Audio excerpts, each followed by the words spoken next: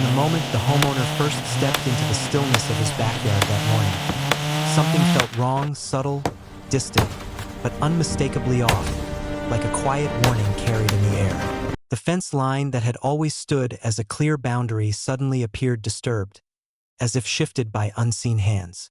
The grass near the far corner seemed pressed down into a faint path, and a cold ripple of unease moved through him before he even understood why. That uneasy instinct became the very reason this ordinary morning would turn into the beginning of the most infuriating and calculated property violation he had ever encountered. He moved closer to the fence, examining the warped earth and the unusual footprints leading toward the slatted boards. They were too fresh to dismiss. Years of living in a calm, predictable suburban neighborhood had never prepared him for this sensation, that something or someone had crossed into his space without permission. The silence of the yard thickened, amplifying the rustle of leaves, the distant hum of a lawnmower, and the steady thud of his own heartbeat. Then he saw it wedged between the fence posts. Hidden behind a panel that had clearly been reattached by hurried hands was a narrow, secret opening. Not a broken plank. Not wear and tear. This was deliberate craftsmanship. Reinforced hinges tucked behind the boards, a slide bolt painted to match the wood, and a small patch of fresh sawdust still clinging to the grass. It was unmistakably a gate, a concealed, unauthorized passage that led directly to his neighbor's yard. The realization pulled a rush of heat up his spine. Someone had engineered a private entrance into his property as casually as installing a garden ornament. That someone could only be Thomas, the neighbor known for his entitled habits, his disregard for boundaries, and his belief that every rule was merely a suggestion that applied to others, never to him. The revelation ignited a storm of violation, disbelief, and anger that churned together until they became something sharper, something that demanded action. He inspected the construction with methodical calm, noting the clean cuts in the fence boards, the new hardware, and the exact angle of the latch. This was not sloppy work. Thomas had planned it, prepared for it, measured the gap carefully so the entrance would be hidden behind bushes when closed. He had even tried to match the stain color to avoid suspicion. The effort itself was insulting. A neighbor willing to invest this much energy into trespassing rather than simply walking around the block like any reasonable human being. The homeowner's mind raced through possibilities. Had Thomas been slipping through at night, using his yard as a shortcut, letting his dogs wander through? The thought of any of these trespasses increased the pulse of fury building inside him. No matter the reason, the message was the same. Thomas believed he could step wherever he wished without consequence.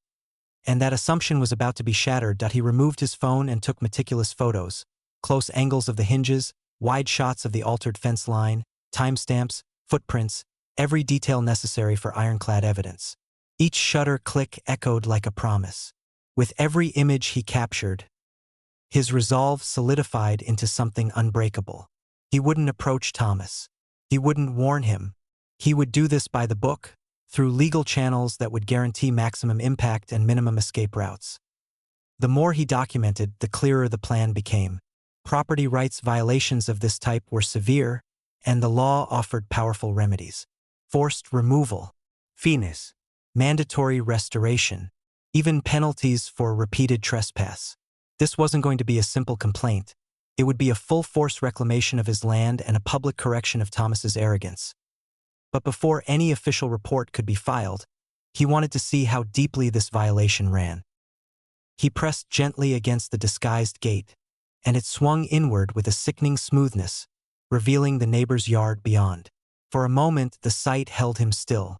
It wasn't just a passage, it was a path well-trodden.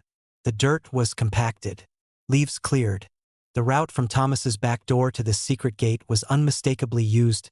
Rage surged again. Fast and unforgiving, he closed the gate and bolted it shut from his side, ensuring no further access. Then he stepped back, surveying the fence not as a victim but as someone preparing for the first move of a decisive retaliation. This wasn't simply about fixing a fence. It was about setting a precedent, a boundary that Thomas would never dare to cross again. As he returned to his house, the plan unfurled in his mind with sharp precision. He knew the exact legal steps required. He knew how to escalate the matter in a way that would leave Thomas exposed, cornered, and unable to defend the indefensible. And he knew that once the authorities became involved, this secret gate, Thomas's clever shortcut, would become the very thing that publicly humiliated him. The stage was set. The evidence was collected, and the gate, once a hidden doorway into his private space, now stood as the symbol of the battle that was about to begin. The homeowner didn't just intend to stop Thomas. He intended to make him regret ever touching that fence. The following morning arrived with a heavy, deliberate stillness, a quiet that felt almost staged, as if the neighborhood itself was holding its breath in anticipation of what would unfold. The homeowner had barely slept, replaying the discovery again and again in his mind. Every time he closed his eyes, he saw the secret gate, the hidden hinges, the fresh footprints. Each detail sharpened his determination until it became something immovable. He had woken with a plan, fully formed and ready to be set into motion. There was no hesitation now. The violation was too blatant, too intrusive, too calculated to ignore. The homeowner gathered his phone, the images saved neatly in an album labeled Property Breach, and his folder of property documents proving the fence stood entirely within his legal boundary. Everything he needed, proof, timelines, measurement records, was meticulously prepared. Nothing would slip through the cracks. He began the process by contacting the county property office, submitting his formal complaint along with the evidence he had gathered. The images struck immediate concern. The clandestine construction, the disguised hinges, the hidden latch. It was a textbook example of unauthorized entry and structural alteration on private land. No one in the office questioned the seriousness of what he presented. They moved swiftly, issuing a notice for an on-site inspection within the next 48 hours. But as thorough as the official route was, the homeowner understood something critical about HOA neighborhoods. Information traveled fast when strategically released. And he strategically released it. He sent a discreet but detailed email, carefully worded, direct, and supported with photographic evidence, to the HOA board members. They were known for their rigid adherence to regulations, their obsession with order, and their fierce commitment to enforcing boundaries. If there was one thing an HOA despised more than untrimmed hedges or mismatched shutters, it was unauthorized construction that threatened the uniformity and safety of the neighborhood. Within minutes, the board members' responses began to flood in. Though their words were restrained, their concern was unmistakable. A concealed gate implied intentional deception. And intentional deception meant punishment. As the homeowner submitted himself to the slow churn of official procedures, the neighborhood itself began to shift. Residents who normally kept to themselves lingered longer outside, casting curious glances toward Thomas's property. Word spread quickly, first as whispers, then as hushed speculation shared over fences, and finally as outright shock carried through the cul-de-sacs. Neighbors had seen Thomas's overbearing behavior before, but cutting a secret passage into someone else's yard was a new level even for him. The homeowner observed the shifting atmosphere with quiet, calculating awareness. Each suspicious look cast toward Thomas's home, each murmured conversation drifting down the street, served as fuel for what he knew was coming. Public perception was a powerful force, sometimes more potent than legal consequences. And Thomas had unknowingly set himself up for both. On the day of the inspection, the homeowner waited in his yard, standing near the very gate that had triggered the unraveling of peace. The inspector arrived promptly, a woman known for her no-nonsense demeanor and sharp eye for inconsistencies. She examined the fence in silence, her practiced hands sliding along the wood, tracing the cut lines, the hinge placement, the bolt mechanism. She knelt to inspect the footprints, still faintly visible in the dirt. With every detail she recorded, her expression tightened. It wasn't merely a violation. It was a deliberate invasion. She moved between the yards, measuring distances with her tape, documenting angles, checking the homeowner's property lines, and confirming that the fence stood entirely on his land. The hidden gate could not be explained away as a mistake or misunderstanding. It was constructed with intention, with effort, with knowledge. Once the documentation was complete, the inspector informed him that the case would be escalated immediately. The county had zero tolerance for unauthorized structural modifications, especially those involving trespass. A formal order would be issued for the gate's destruction and for potential civil penalties. But the inspector wasn't the only visitor that day. As she stepped back to her vehicle, the HOA board members arrived, 3 of them, walking with a mixture of purpose and outrage. They examined the fence themselves, circling it the way one might examine a crime scene. They photographed it, measured it, conferred in stern, low tones. The neighbor's secret construction had become an undeniable scandal, and the HOA was determined to treat it as such. By noon, the situation had escalated into a full-blown neighborhood event. Residents stood discreetly in driveways, pretending to check mail or water plants, all while watching the unfolding spectacle with thinly veiled fascination. The homeowner didn't seek attention, but he couldn't deny the electric current of vindication running through him. The violation he had uncovered was now the talk of the community, and there was no way for Thomas to hide from what was coming. The homeowner returned inside his house, watching through a window as the HOA board walked toward Thomas's front door. Their knock was forceful, their stance rigid, their expressions stormy with righteous indignation. Though the homeowner couldn't hear the conversation, the tone was unmistakable. Strict, confrontational, unyielding. The board members gestured repeatedly toward the backyard, pointing at the fence, the gate, the evidence. Thomas's body language shifted from irritation to agitation to unmistakable panic. For the first time since discovering the gate, the homeowner felt a surge of satisfaction. This was accountability, slow at first, then swift, then unavoidable. By late afternoon, the HOA had issued Thomas a formal violation notice. The county had issued the demolition order, and the homeowner had done nothing more than present the truth. That night, as he stood in his dimly lit yard, the hidden gate looked different. No longer a symbol of trespass, it had become the catalyst for justice. And the consequences for Thomas were only beginning. Because tomorrow the demolition would be scheduled, the fines would be calculated, and the public embarrassment would unfold in full view of the neighborhood he had tried to deceive. The homeowner knew one thing with absolute certainty. Thomas had no idea just how humiliating the next phase would be. Morning arrived with an energy that felt sharpened, like the air itself was bracing for conflict.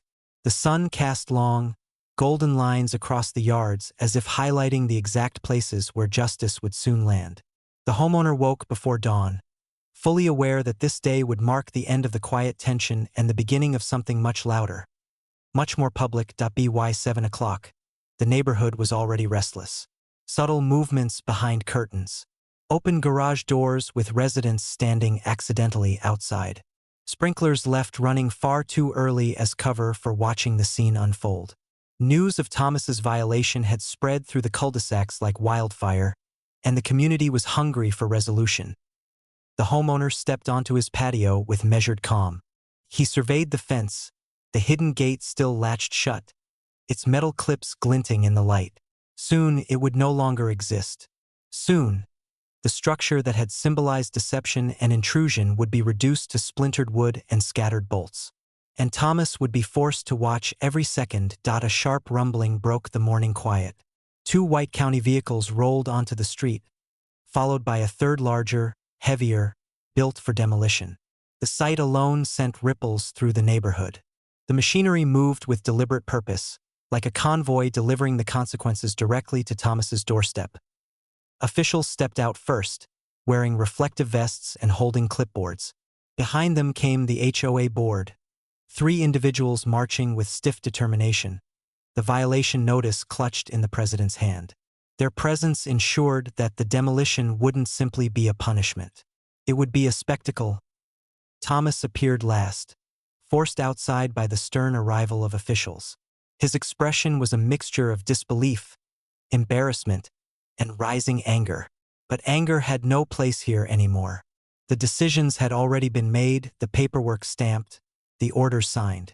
He was not here to argue. He was here to witness. The homeowner watched from a respectful distance as the officials inspected the fence one final time. Measurements were confirmed again.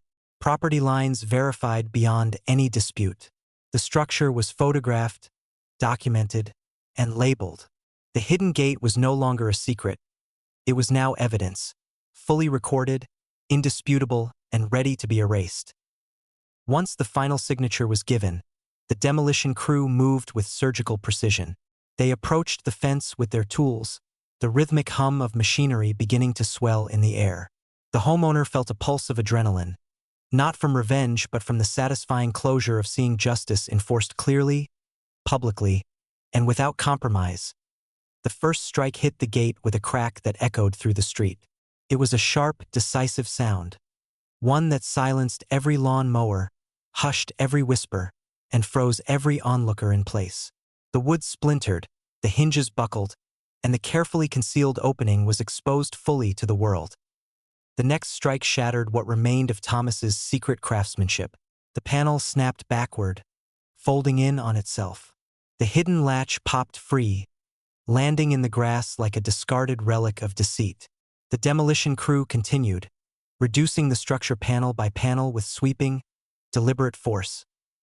Thomas stood rigid, watching his handiwork crumble. His shoulders sagged, his expression collapsing into something almost unrecognizable. This was no longer a battle over property lines. It was a public unraveling of his attempt to outsmart the system, and the system was responding with overwhelming clarity. Neighbors drifted closer, still pretending to perform casual morning tasks but clearly observing every swing, every crack, every fall of wood. Their expressions revealed a universal truth. Everyone in the neighborhood understood exactly what Thomas had tried to do, and everyone saw exactly how it ended, by the time the crew finished. The secret gate was nothing more than a pile of broken lumber. The county officials loaded the debris into a truck, ensuring not a single piece of unauthorized construction remained. The fence now bore a clean, open space where the gate had once been hidden, raw, exposed, and ready for proper repair. Then came the part that stunned the neighborhood into pure silence. The HOA president stepped forward, holding a formal letter printed on crisp, authoritative paper. The homeowner watched as it was handed to Thomas, who stared at it with dread.